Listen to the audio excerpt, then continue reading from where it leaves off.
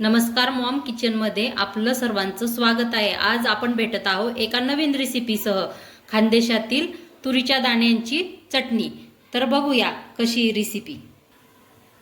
तुरीच्या दाण्यांसाठी लागणारे साहित्य: तुरीचे दाणे, कांदा, हिरवी मिरची, लसूण, कोथिंबीर, हळद, मीठ आणि जिरे। तुरीचे दाणे आता आपण तव्यावर भाजून घेऊ थोडे, त्याच्यामुळे थोडे भाजून घ्यायचे।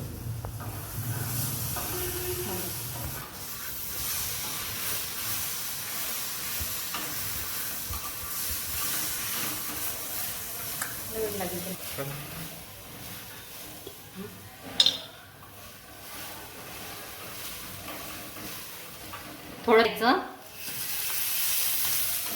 आणि 5 मिनिटं भाजून घ्यायचे। हे आमचे शेतातले तुरीचे दाणे।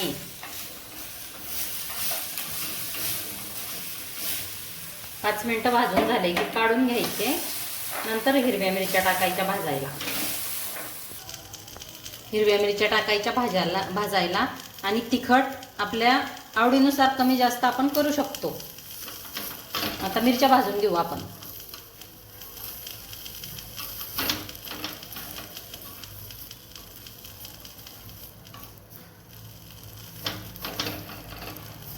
मिरचीवर थोडं तेल टाकायचं। 2 मिनिटांसाठी मिरच्या अशा भाजून घ्यायच्या। आता मिरची भाजून झाली, मिरची पण काढून घेऊ आपण। त्या भांड्यामध्ये थोडं जिरं टाकू, लसूण, हे भाजलेले तुरीचे दाणे आणि हिरवी मिरची हे सगळं टाकून घेऊ आपण। हे सगळं तुरीचे भाजलेले दाणे मिक्सरच्या जारमध्ये टाकून घेतले। आता हे आपण वाटण करून घेऊ। हे तुरीचे दाणे आता आपण भाजलेले ओबडधोबड मिक्सरच्या जारमध्ये वाटून घेतले। आता फोडणीसाठी इथं तेल गरम करायला ठेवलंय। त्याच्यामध्ये आपण टाकणार आहे जिरे, थोडे जिरे टाकू द्यायचे। जिरे तडतडले की त्याच्यामध्ये लगेच आपण कांदा टाकणार आहे।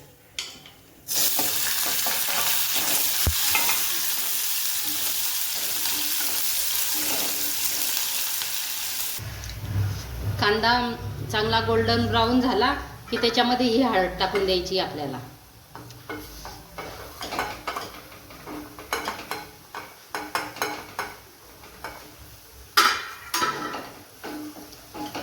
इकडे आपण चटणीसाठी पाणी गरम करायला ठेवलंय। आता हे दाणेचं वाटण याच्यात ऍड करायचंय।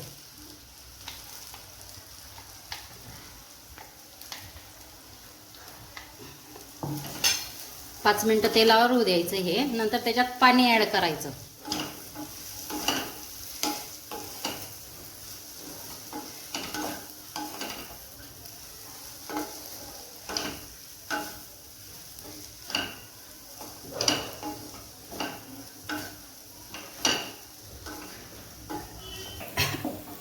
आता याच्यात आपण पाणी ऍड करू, थोडंसं अर्धा ग्लास, आणि हे 5 मिनिटांसाठी होऊ देऊ। आता थोडं मीठ टाकायचं आणि कोथिंबीर।